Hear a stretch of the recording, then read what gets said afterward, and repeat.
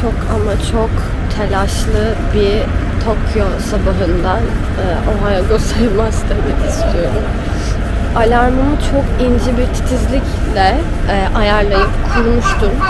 Ama nedense saat 4:50'ye kurduğum alarm bir türlü çalmadı. Ben kesinlikle kapattığımı düşünmüyorum bu arada. Bence kapatmadım, o kendi, yani ben onu ayarlarken yanlışlıkla elim mi bastı, kapattım mı, öyle bir şey olabilir ama hani tekrardan yatma gibi bir durum söz konusu. Çünkü zaten ben yattığımda 3-3,5 saat falan vardı benim uyanmama. Öyle bir aralıkta asla derin uykuya geçemem. Çok şans eseri kendiliğinden uyandım. Uyandığımda saat 5:42 idi. Ben saati böyle 1-2 dakika anlamakta güçlük çektim. Ben 7:10'da otobüs. Ben işte 6 gibi falan burada olmayı düşünüyordum ki nerede olduğunu bilmediğim için hani bir şey payım olsun diye. Ama gel gör ki saat 5:42'de kalkınca ve ona uyanınca ellerim titremeye başladı. Ellerim titreyerek, yani koşarak lavaboya koştum. Hemen bir diş fırçala böyle, hani ama o kadar hızlı giyindim ki hani zaten hani hafif de olsa bir makyaj yapacaktım. Onu bile yapamadım. Neyse, yani istasyona koşarken hani bir dünün yorgunluğu var. Hani ayaklarım bacaklarım titriyor. Hani koşamadım gerçekten. Hani koşuyorum. Hava soğuk, zaten öksürüyorum. İyice kötü oldu. Dudaklarım kurudu yani. O kadar kötüydüm ki. O halde ben yarım yamalak koştum. Koştuktan sonra yetiştim ya. Yani tam da şey gelmişti, metro gelmişti. Merdivende bir de ona koştum yetişmek için, yetiştim. Sonra zaten metro istasyonuyla burası arasında çok yürüme mesafesi yok, 5 dakika falan. Neyse saat 6:30'da buraya dikildim yani. 6:30'da, yani benim şu anda 7:10'da daha otobüsüm bile gelmedi. Şöyle bir otobüs geldi. Ve bu otobüste ben bu zannettim, ortadım içinde otururum ne güzel sıcak sıcak diye. Yok yani hani bu değilmiş. Sizinki 7:10'da gelecek dedi, gösterdi saatten. Ve gerçekten bu uçuk yoktu. Bu sabah bile yoktu bu uçuk. Ben şu anda bu uçuğu ben istasyonda çıkardım. Metroya yetişirken ben bu uçuğu çıkarmış olabilirim. Neyse, ben tabii ki dün kendime şey almıştım. 3-4 tane sandviç, bir tane salata, bir tane meyve suyu almıştım. Benim aç gözlü. Onların içine etleri çıkarıyorum ya, geriye gerçekten hiçbir şey kalmıyor. O yüzden birkaç tane sandviç almıştım. İşte bu kombinlerden bir tanesinden falan. Sonra ben de hesap yapıyorum ki sabah kalkarım, onları yerim, sonra şu, sonra bu falan. Ben bunu poşeti elime aldım, nasıl koştum. İşte şimdi 6:30'da geldiğimde biraz yiyeyim dedim. Yani orada böyle bir midem almadı. 2 tanesini yedim, bir tanesi doğru düz yemedim. Şimdi bir tane sandviçim var, bir tane küçük salata var. Onları yanıma aldım. Yani onlar kaldı yani. Yolculuk 2 saat sürüyor. Ve şu an burası soğuk. Fuji daha da soğuk. Hani ben saat 9 gibi orada olacağım. 7'de çıktığımızda. Ve orada işte sabah saat 9'da da 3 derece falan. Hani -2'den işte günde hani 11-14 derece kadar çıkıyor ama o da işte 1-2 saat falan 14'te kalıyor. Ondan sonra hemen şey yapıyor. Bir de rüzgarlıysa gerçekten yandım. Çünkü bende atkı falan da yok. Günlerdir alacağım diyorum. Seyahat yani, yarın gidiyorum. Gerçekten müthiş bir çanta, bir atkı. Bunları hep alacağım. Geldiğimden beri alacağım. Yok. Ama oraya gittiğimde belki kesin alabilirim eğer çok soğuksa, bilemiyorum şimdi. Bizim otobüs geldi. Bizim otobüs o değilmiş, buymuş.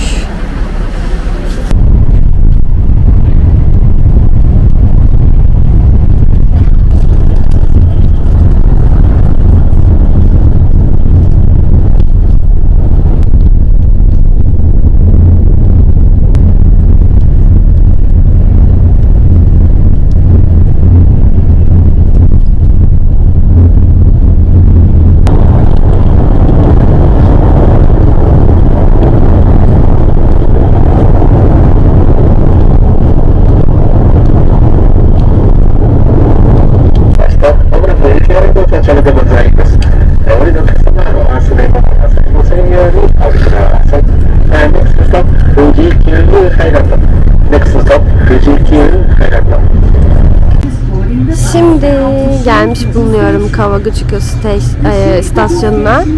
Aşırı bir soğukluk yok. Soğuk ama normal bir soğuk var.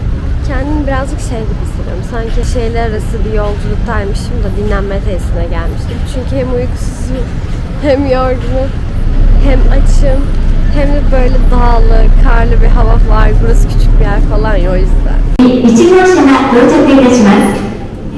An announcement to passengers boarding the express bus car number 1 bound to Shinjuku Station. The Shinjuku Station bound bus. Gösterdiğim istasyonun içinde böyle küçük bir kafe buldum. Orada hot tea görünce hemen dedim ki hemen al. Çünkü burada sıcak bir şey bulmak zor biliyorsun. Normal siyah çay diye geçiyor. Yani bir de dışarıdan yemek getirmeyin diye yazı gördüm. Getirdim böyle beni görmez.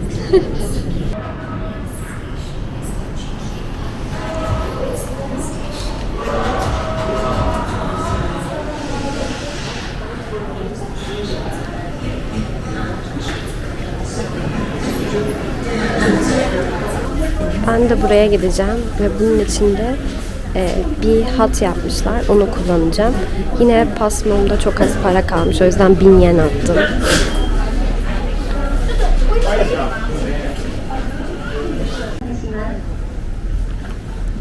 The next departure is 9:58 a.m.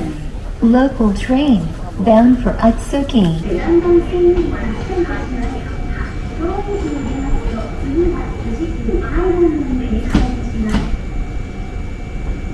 The next departure is 9:58 a.m. local train bound. Yaklaşık 3 durak falan var. 3-4 durak var. Neydi ya? Shiyoshimida durağında ineceğim.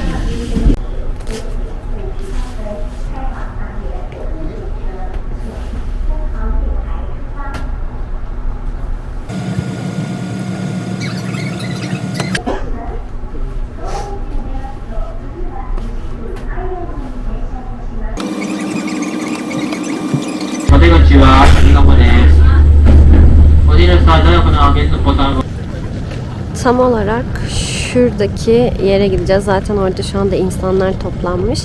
Orada hem bir pagoda var. Çok klasik, arkada Fuji Dağı. Hemen önde pagoda. İnsanlar oradaki terasta hep fotoğraf çekmek için sıraya giriyorlar. Şuralarda bir yerlerde ben görüyorum ama kameradan muhtemelen gözükmüyor. Kırmızı yine böyle bir shrine var, böyle kapı giriş. İşte şu an şöyle istasyondan yürüyerek oraya gideceğim. Ve hemen da yine dağ bizi karşılıyor. Yürüme yolunda arada kendisiyle karşılaşıyoruz. Tam olarak şuradaki kırmızı yere gidiyorum. Şimdi bolca tırmanacağız. Bu aşağıdaki merdivenler bile çok dikti. Ben şuradaki rampadan geldim ama merdivenden çıkmaya karar verdim. Birazcık da orman görelim. Çok üşüdüm ya. Şimdi darlanıyorum hareket ettiğim için.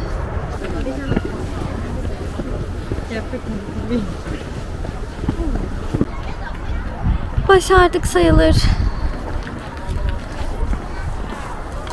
Çok az kaldı. Ben artık montumu çıkardım. Dayanamadım. Çok sıcak oldu çünkü. Umarım sıra çok bekletmez. Fuji Yoshida pagodası. Bunu zamanında kral mı denir ya? Bunun zamanında işte bu bölgenin kralı diyeyim. Savaşta ölen vatandaşları için yaptırmış. 868 kişi mi ölmüş sanırım, öyle bir şey. Onun için yaptırdığını yazıyordu. Kışın gezmek biraz böyle işte. Yani yavan. Aynı ağaçlar gibi. Çiçek yok, yeşillik yok, çimen yok. Şuranın renklerine bak. Yani bir yere gittiğinizde eğer orayı kışın seviyorsanız gerçekten her mevsimini seversiniz herhalde. Birazcık sola yaklaştığınızda o zaman daha güzel gözüküyor. Ben birinden fotoğrafımı çekmesini isteyeceğim. İşte geldik ama kiraz çiçekleri olmadan gerçekten çok yavan duruyor ya.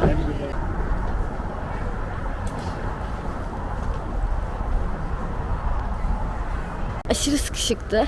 Ben de selfie'mi çekindim artık. Boşver dedim.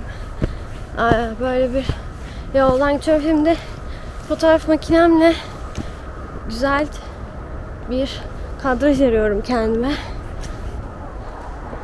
Ve montumu giydim çünkü hareket etmedikçe üşümeye başladım. Şu güzel açıyı görüyor musunuz?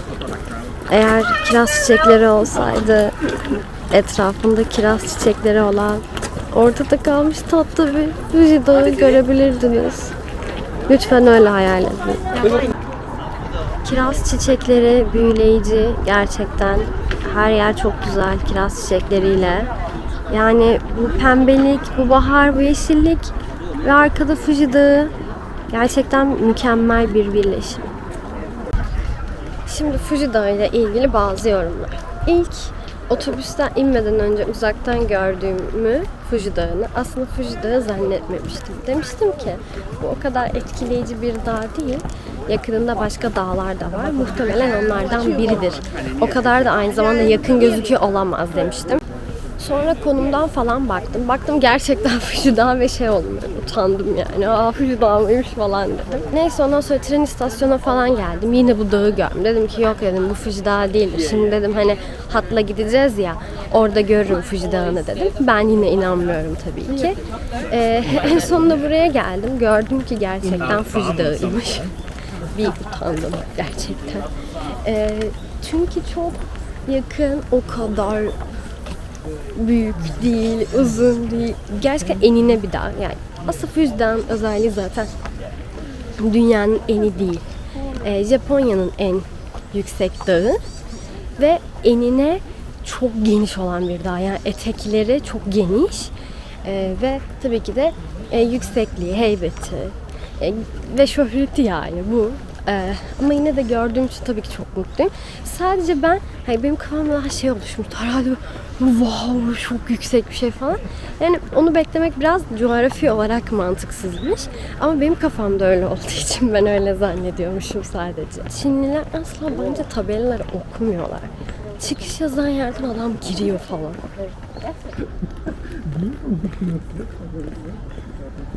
Gerçekten orman çok güzel. Ay bir şey diyeceğim. Bunlar Amerika'daki... Ya bir dakika, ne Amerika'sı?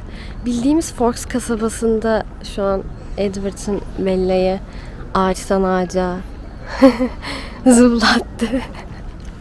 Ağaçlar değil mi? Şuradan kalın ailesi çıkıyor olabilir mi? Edward diye bağırsam olur mu? Ya da ben şöyle yuvarlanayım. Hani o zaten beni tutar falan.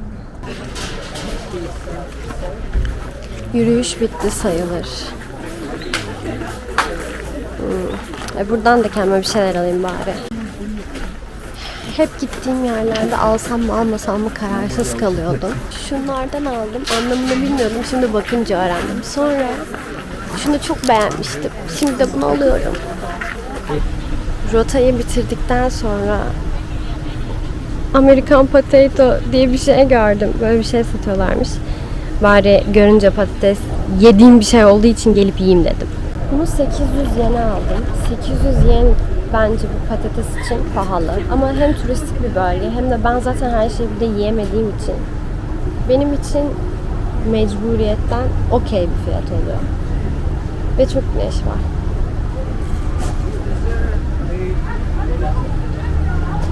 Güzelmiş. Bir şey diyeceğim, ketçapı gerçekten domates salçası gibi. Asla şeker ketçap gibi değil. Ama çok tuzsuz. Ve Eslem günlerdir aradığı portakal suyuna kavuşur. Ama 700 yen. Pahalı. Burada ben bunu eve götüreceğim. Ben bunları çok seviyorum. Bunlar... Bir dakika. Çok tatlı. Küçüklüğümden beri ben bunları çok severim. Tatlılar. Hep pastamın üstüne koyardım.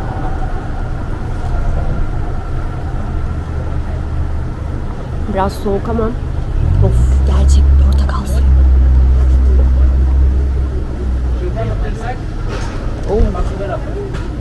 Çok iyi geldi. Evet, her şey çok güzel. Rüzgar yok. Hava güneşli. Dağımızı gördük. Fotoğraflarımızı çektik. Zamanımız var. Saat 12'ye 20 geçiyor. Bu bölgede aslında çok güzel böyle hem fotoğraf çekmelik hem de yani görmelik zaten çok güzel yerler var. Burada 5 tane göl var Kawaguchiko bölgesinde. O yüzden buraya gelince böyle insanlar buraya bazen bütün bir gün ayırıp bütün gölleri falan gezebiliyorlar. Tabii ki ben buraya otobüsle geldiğim için ve göller arasında mesafe çok olduğundan bence özel araç gerektiriyor. O yüzden ben de benim toplu taşımayla gidebileceğim hangi göl varsa oraya gideceğim. Gidebileceğim göl de sadece işte Kawaguchiko Gölü. O göle gitmek için de şu anda buraya geldiğim hattan... ne kadar değişik bir çiçek. Bu çiçeği daha önce görmüş olabilirim. Çok değişik değil mi? Kuru gibi. Burada arı var. Burada değişik ağaçlar da var. Fujikyo line'ıyla tekrardan Kawaguchiko'ya geçiyorum. Yani merkeze aslında. Oradan da otobüse bineceğim. Otobüste de yaklaşık bir 7 durak var. Şu an aslında bir 40 dakika falan gösteriyor total yolu. Tabii ki burası sirkülasyonu çok fazla olmadığı bir yer olduğu için işte merkezdeki öyle metrolar gibi hani dakika başı falan gelmiyor. Hani bazen bir 10-20 dakika falan beklemeniz gerekiyor. Ya şimdi gidiyorum ama bir tren geldi. Artık ben gittiğimde hangi tren geliyorsa o yani ona bineceğim. Otobüs de aynı şekilde umarım çok bekletmez.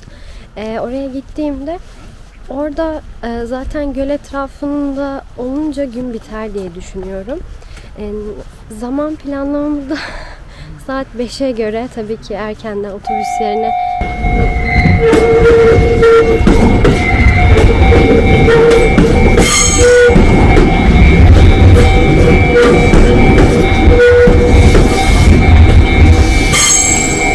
göl dışındaki planım aslında Fujikyu Highland'e gitmek. Ama oraya gidip gitmeyeceğimi çok bilmiyorum. Oraya gitmek isteme sebebim de orada küçük bir Naruto tema parkının oluşu. Fakat ücretlerine bakmıştım ama şu anda hatırlamıyorum. Eğer çok fazla gelirse gitmeyebilirim. Çünkü Naruto'nun Japonya'da birkaç yerde daha tema parkı var. Bir tanesi Tokyo'ya oldukça uzak bir yerde. Çok daha büyük, çok daha gerçekçi ve çok daha iyi, çok kaliteli bir tema parkı. Oraya da şu anda gidemeyeceğim için, buradaki de çok iyi olmadığı için emin olamıyorum. Ama yine buraya kadar gelmişken orayı da bir görmek isterim. Belki o olur ama benim için şu anda göl gezmek daha önemli açıkçası. İstasyonun etrafı da tatlı. Zaten burası aslında belli böyle bir yerleşim yeri. Ve bisiklet görünce aklıma şey geldi. Ben aslında Kamakura'ya gittiğimde bisiklet sürmeyi çok istiyordum. Belki sahil kenarında bisiklet kiralayabileceğim bir yer bulurum ve bisiklet sürerim diye. Ama o gün zaten çok kafam yerinde değildi. Belki bugüne kısmet olur. Göl etrafında bisiklet sürerim. Gerçekten çok güzel olur ya. Çok özledim bisiklet sürmeyi. Turnike'den geçerken kartımı okuttuğumda görevliyle görüşün yazdı bana. Sonra kadın bana dedi ki siz dedi kartınızı okutmadınız mı çıkarken direkt istasyondan çıktınız mı falan. Dedim ki hatırlamıyorum. Ondan sonra çıkarken okutmanız lazımdı falan dedi. Ben onu unuttuğum için o yüzden uyarı verdi sistem. Japonya'da şöyle bir şey var. Her metro girişinde ve çıkışında kartınızı okutmanız gerekiyor. Yani mesela biz İstanbul'a sadece girerken okutuyoruz. Çıkarken normal turnike'den çıkıyoruz. Hani iade yerlerinde iade ediyoruz ya. Burada turnike'den çıkabilmek için de kart basmış olmamız gerekiyor. Ona ilk zamanlar alışmam çok uzun zaman almıştı. Ben hatta ilk seferinde şey zannetmiştim. Ya ben niye tekrardan ödüyorum ki ya? Ben kesin yanlış bir yere girdim. Ve şu anda tekrardan ödeme yapmam gerekiyor. Tekrar basacağım diye. Endişemli sonra anladım ki çıkarken de basıyoruz. O zaman zaten size hem iadenizi veriyor hem de sanırım giriş çıkışı kontrol ediyorlar. Yani kaç giriş, kaç çıkış sanırım bunun için diye düşünüyorum. Yalnız ben 5-10 dakika bekleyeceğiz falan dedim. 25 dakikaya ben buçukta geldim. Tren 56'daymış. O yüzden bekliyorum. Kawaguchiko Lake'ine gidebileceğim artık. Aslında her şeyi çok net bir şekilde açıklamışlar ama ben maalesef yarım saat zaman kaybettim. Şimdi Redline bekliyorum. Sadece yarım saat sürerek Kawaguchiko Gölü'ne gidebilirim. Ama saat biraz geç olduğu için endişeliyim. Orada en fazla belki 1,5 saat kalırım. Sonra hemen dönerim. Saatte 4 defaymış galiba. O yüzden buraya zamanında gelmeyi umut ediyorum. Sonra da zaten 16:57 gibi hatta dönüş için otobüs biletim var.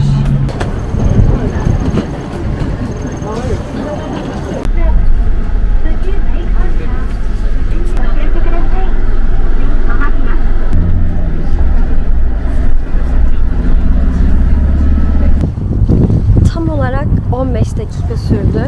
Saat 14 şu anda. Otobüs beni şurada bıraktı. Benim aslında o kadar otobüs durağında zaman kaybetmemin sebebi şu. Sightseeing vardı. Yani böyle tur otobüsü gibiydi ve ben onu istemiyordum. Ben yerel otobüs arıyordum. Ama meğer onlarda da hani hem tur gibi yapabiliyorsunuz hem de istediğiniz durakta inebiliyormuşsunuz. O yüzden ben onu bilmediğim için aradım taradım onu en sonunda birine sorayım dedim. Sonra o bana öyle söyleyince okey oldum. Şimdi ben Kawaguchiko Gölü'ne geldim. Ama burası zaten çok büyük bir alan. Bazı yerlerinden şey gözüküyor, Fuji gözüküyor. Bazı yerlerinden gözükmüyor. Mesela ben Ogi durağında duracaktım. Fakat çok yürüme mesafesi vardı gölün bu kıyısına çıkmak için. O yüzden ben de birkaç durak sonra indim. Ama şimdi burası da hiç etkileyici değil yani açıkçası.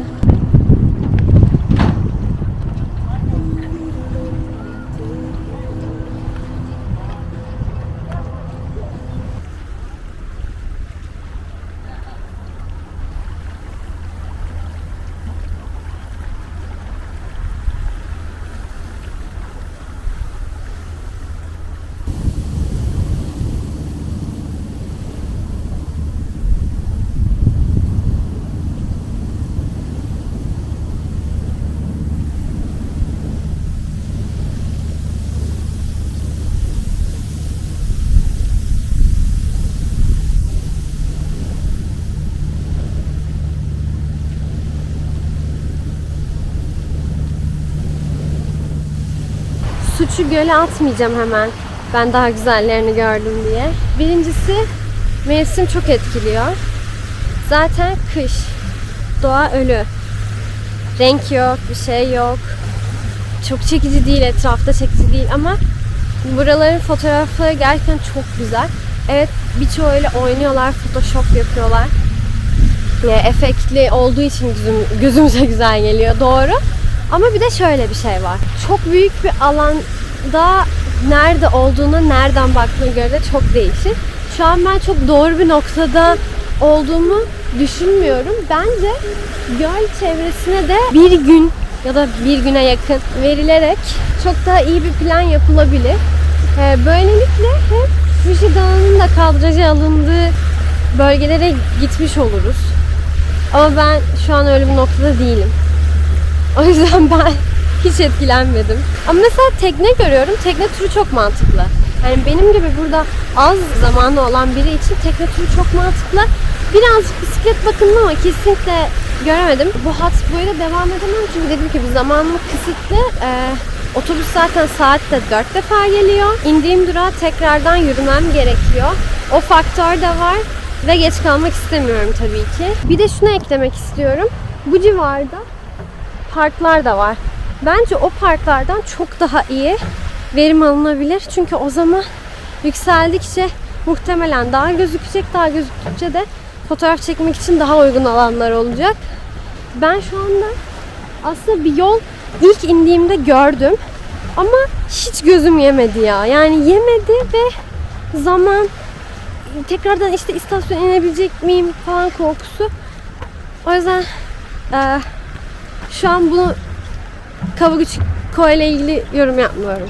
Bu gölle ilgili yorum yapmıyorum. Çünkü yanlış yorum olacak. Etkilenmeyişimin bir sebebi de benim şu anda çok doğru bir noktadan bu geziye başlamamış olmamla ilgili. Ya yanlış mı gördüm bilmiyorum ama şu yukarıda gördüğüm yerlerden böyle dolambaçlı işte yollar falan var. İşte ben ondan bahsediyorum. Çünkü haritada da park falan vardı. Muhtemelen o parka çıkıyor diye düşünüyorum ama öyle bir şey olsa yollarda biri olmaz mıydı? O da bir enteresan geldi. İşte orada insanlar var. Orada bir seyir terası olduğuna eminim. Bir şey diyeceğim. Gerçekten ama gerçekten düşünmüştüm teleferik olduğunu. Düşündüm ama göremeyince dedim herhalde yürüyorlar. Ya vallahi çıkasım yok ya teleferikle bir yere. Ben geri döneceğim galiba. İşte tam olarak buna bineceğim. Bir sonrakine. Ama ondan önce Fujiyama Cookie diye bir yer var. Şu an önümdeyim. Bir cookie yiyeyim dedim. Bakalım nasıl bir şey.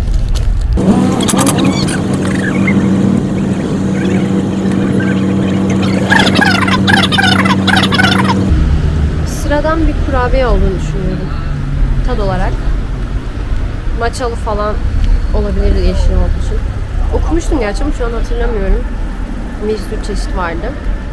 Üstünde beyaz çikolata olan normal güzel bir kurabiye sadece. Saat şu anda 3:30.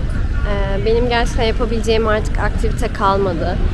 Tabii ki Fuji-Q Highland'e gitmeyi düşünüyordum.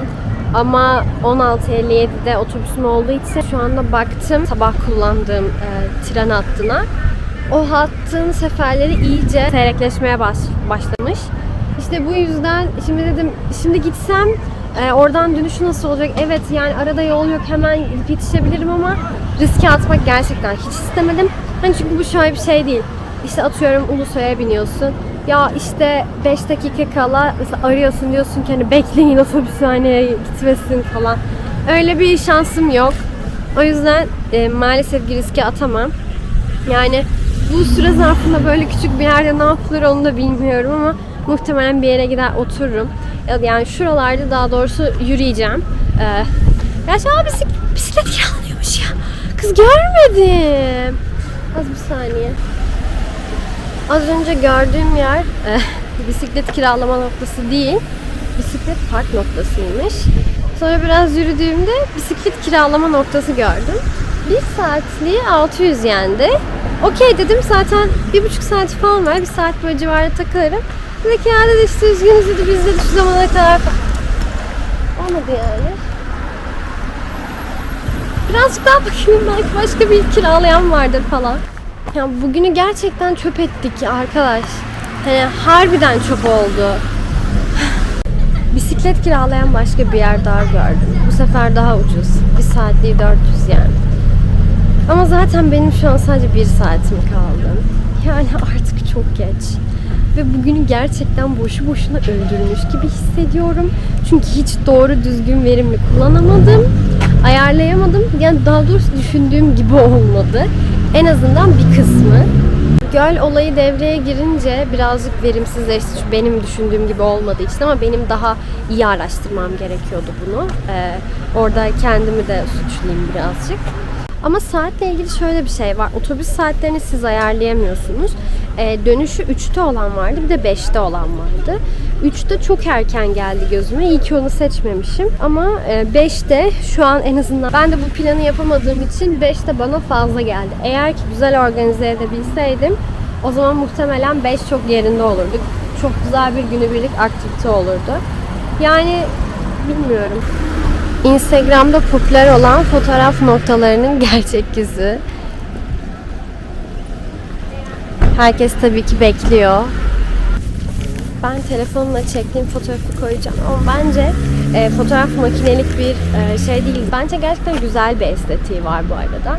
Hani gece böyle ışıklı olduğu zaman özellikle güzel.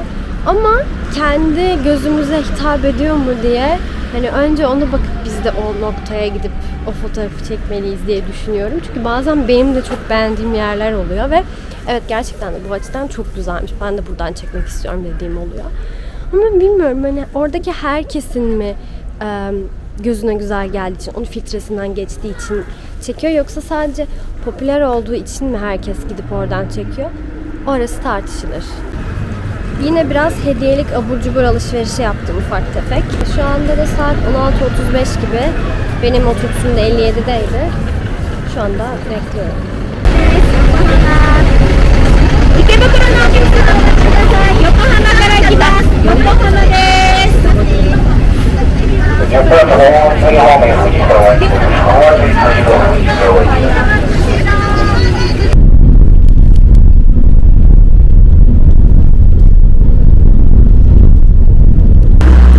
İnsanlar böyle sigara içmek için belirlenmiş alanlarda sadece sigara içebiliyorlar. Günlerdir Tokyo'da üşüyüp son gün kendime mont aldım. Benim dengesizlikler. Şimdi Tokyo'nun akşam soğuğunu yeni montumla deniyorum. Gerçekten tam bir salaklık oldu. Çünkü bu mont muhtemelen beni daha sıcak tutacak. Ama öyle denk geldi. Ne yapayım? Aynı zamanda ben zaten bunu alamazdım. Ya galiba pasma kartımı kaybettim. Nerede düştüğünü hiç bilmiyorum. Ama şimdi alışveriş yaptığım yere gideceğim çünkü orada çok değiştirmiştim. Her şey üstüme başıma. O yüzden orada olabilir. Alt ve üst kata da girdim çünkü. Maalesef kötü haber. Dükkana gittim, her yere baktım ama bulamadım. Onlar da aradılar benimle ama bulamadık. Sonra polise git dediler. Polis şey vardı hemen orada. Ama işte polis de başka biriyle ilgileniyordu. Sonra ben de girmek istemedim. Zaten yani zannetmiyorum kimsenin getireceğini diye düşündüm. Polisi de boşuna meşgul etmek istemedim. Ondan sonra tam dedim ki tamam dedim bir turda baştan yapayım. Kaldırdım başına yine çöktüm. Ama bu sefer de tam aramaya yeltenecekken bir tane adam geldi yanıma. Japonca dedi ki, Japonca bir şeyler söyledi bu arada. Bir şeyler dedi derken dediğini anlamadım yani. Bir şeyler söyledi. Sonra ben de Japonca dedim ki, Japonca bilmiyorum anlamıyorum falan dedim.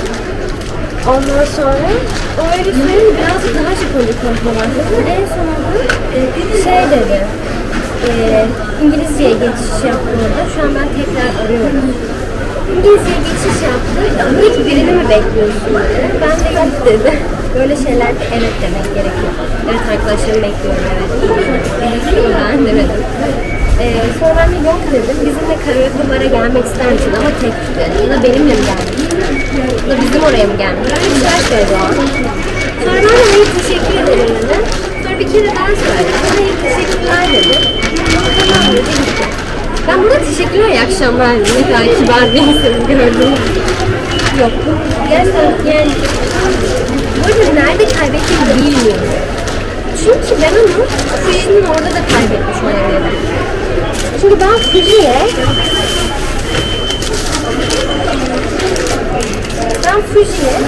otobüsle gidip geldim ama bilet basan, pasta kart kullanma otobüste bitirdim ki.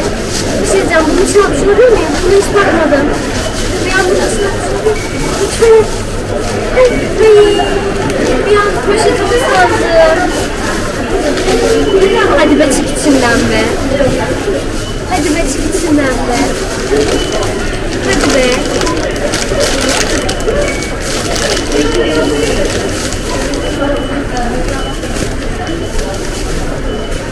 Yok ya.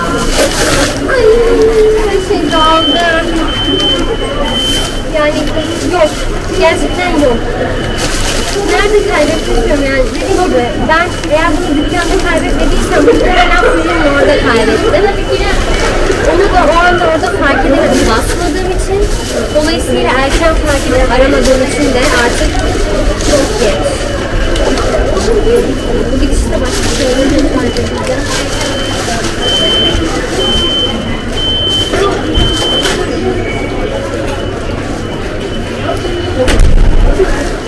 Yani her şeyi aradım. Son gün ya, son gün. Anladın mı? Bir gün daha da ben her şey geçsin tamam ben bilet alabilirim. Ama asıl problem şu. Ben onu saklamak istedim. Yani neyse şu an gerçekten burası ortalık çok dağıldı zaten. Aslında ben bunu Don Quixote'de de kaybetmiş olabilirim. Çünkü ben oraya da girdim. Orada da birazcık dolaştım. Yani Oraya da şu anda tekrardan gitsem mi hiç emin değilim. Ve gerçekten çok üzgünüm. Sadece fazla param gideceği için değil. O kartımı saklamak istiyorum ben. Şimdi bakalım. Guidance will be displayed in English.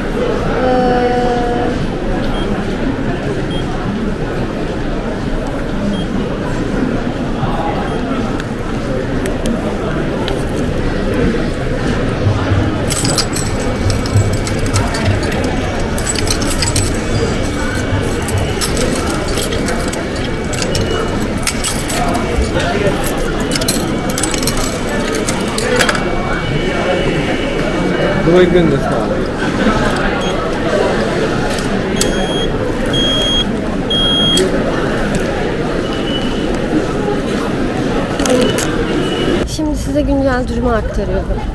Öncelikle zaten uçuğum yüzünden son derece rahatsızım. Don Quixote'den kendime merhem aldım. Onu bile daha sürmeye fırsatım olmadı.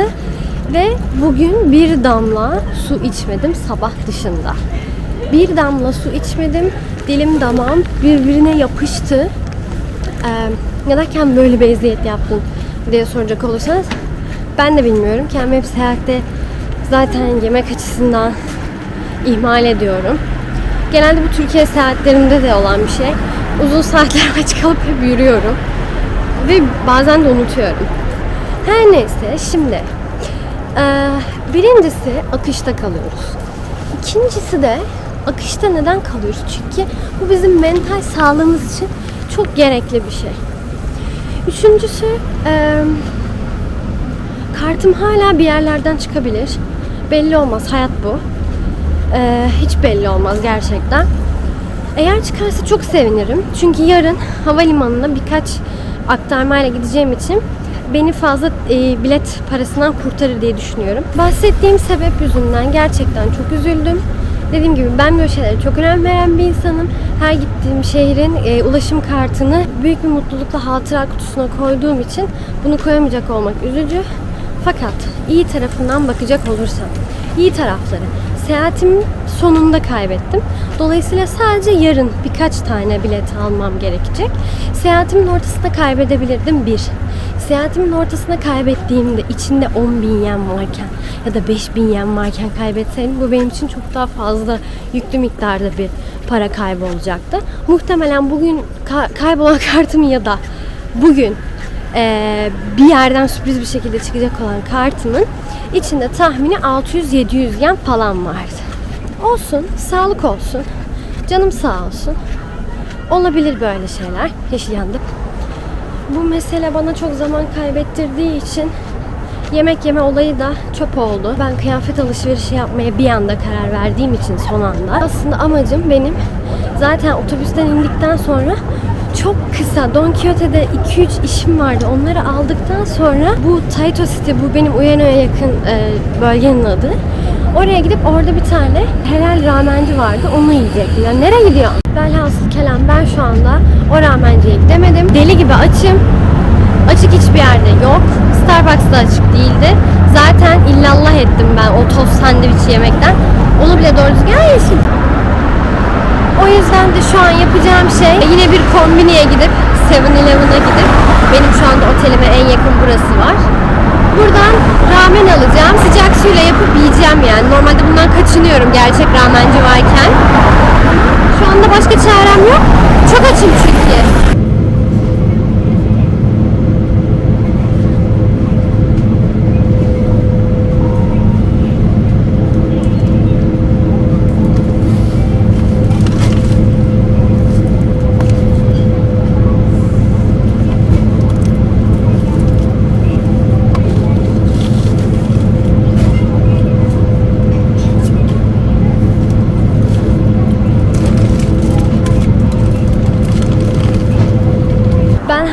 Şöyle düşünüyorum.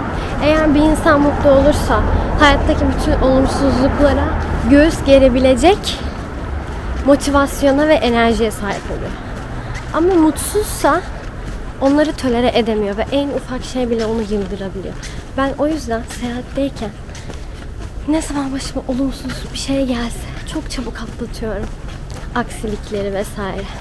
Ama böyle rutin hayatımdan böyle memnun olmadığım bir dönem varsa o zaman en ufak şey bile beni çileden çıkarıyor.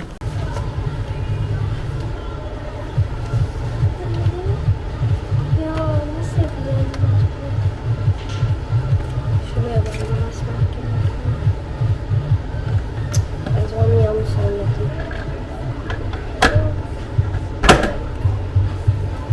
Nereye basmalıyım?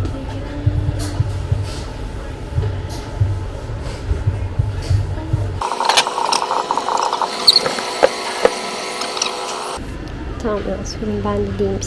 Önce bekliyormuşuz. Yeşil oluyormuş. Sonra da buna basıyormuşuz.